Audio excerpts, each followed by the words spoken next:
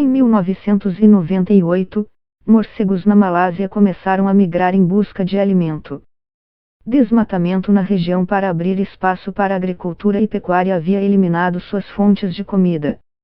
Estabeleceram-se em uma nova região onde havia produção de mangas ao lado de criações de porcos e passaram a se alimentar das frutas. Parcialmente comidas, elas caíam em cima dos porcos, que as comiam também. E foi assim que um vírus saiu do morcego, pulou para porcos, onde passou por uma mutação que o deixou mais perigoso para seres humanos. Depois, espalhou entre os porcos, vendidos entre fazendeiros, e finalmente pulou para pessoas. Chamado de vírus Nipah, por causa de um vilarejo na Malásia, desde 1998 este vírus já infectou centenas de pessoas na Malásia, Singapura, Bangladesh e Índia, com alta taxa de letalidade. É um exemplo de como a interferência do ser humano no meio ambiente dá meia volta e nos devolve doenças infecciosas, algo que cientistas apontam ser um problema recorrente e cada vez maior. Ainda não há conclusões sobre como o novo coronavírus pulou de animais para seres humanos. Uma das hipóteses é que tenha sido em um mercado de alimentos em Wuhan, na China, o que fez com que muitos defendessem o fechamento de mercados do tipo, com venda de animais vivos e silvestres. Há outras hipóteses correntes. Tivemos alguns exemplos de surgimento de doenças nesses mercados com animais selvagens, como a SARS. E é importante entender que essas atividades humanas de agrupamentos estranhos de espécies que nunca ocorrem juntas na natureza influenciam esses eventos. Mas há outras maneiras pelas quais nossas atividades humanas podem facilitar o surgimento ou transmissão de doenças, como o desmatamento, a abertura de terra para a agricultura, entre outros. Isso não pode ser esquecido. Bom, vamos voltar ao começo de tudo. Esta doença com que estamos lidando agora é uma zoonose, uma doença infecciosa transmitida de animais para seres humanos. Isso pode acontecer diretamente, quando um vírus pula de uma espécie para outra no chamado efeito spillover, transbordamento, ou então por meio de um animal intermediário. É bastante provável que os animais hospedeiros, que originalmente carregavam este novo coronavírus, tenham sido os morcegos. Não sabemos se houve animal intermediário ou não. Os morcegos também foram os hospedeiros originais de outros vírus que causaram doenças em seres humanos nos últimos anos, como a SARS, o Ebola, a MERS e o vírus Nipah. Quando estávamos no processo de domesticar animais, há milhares de anos, também nos expusemos a novos patógenos, explica ele. O sarampo, por exemplo, veio da interação dos humanos com rebanhos de gado. A tuberculose, por sua vez, já foi transmitida por meio do leite não pasteurizado de vacas. Agora, estamos entrando mais em contato com patógenos de animais silvestres quando alteramos seu habitat, e em um contexto pior para nós, a densidade populacional dos seres humanos é muito mais alta, e estamos muito mais conectados, o que favorece o espalhamento da doença. Quando destruímos uma floresta para abrir terras para agricultura ou pasto para pecuária, quando fazemos mineração, construímos barragens ou derrubamos árvores, eliminamos a biodiversidade ao tirar o espaço de alguns animais e criar condições para a proliferação de outros, segundo Osfield, do Carey Institute of Ecosystem Studies. Acontece o seguinte: espécies maiores e mais carnívoras e predatórias que normalmente estão na região em menor densidade, precisam de mais espaço e são sensíveis a terem seus habitats diminuídos e removidos, deixam uma região quando os seres humanos interferem com suas construções, quaisquer que sejam.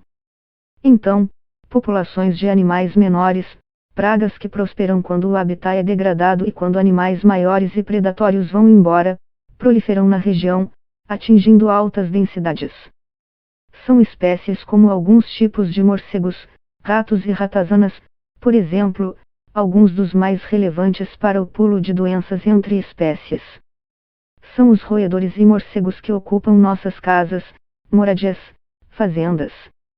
Eles tendem a hospedar mais patógenos danosos e a tirar vantagem dos habitats que destruímos e os que artificialmente criamos, diz Osfield.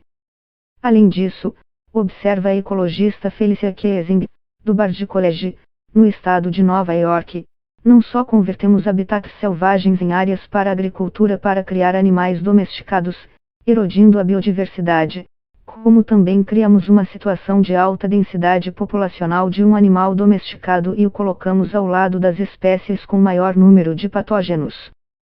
Como aconteceu com os morcegos e os porcos na Malásia, por exemplo. A Aaron Bernstein, do Centro para Clima, Saúde e Meio Ambiente da Universidade de Harvard, propõe o seguinte cenário: imagine que alguém chega do exterior para o Brasil e essa pessoa está com uma tosse, febre, um ferimento esquisito. Você isola essa pessoa e lhe dá o melhor tratamento médico, certo? Kiesing aponta outra maneira pela qual a ação humana contribui para o surgimento de doenças.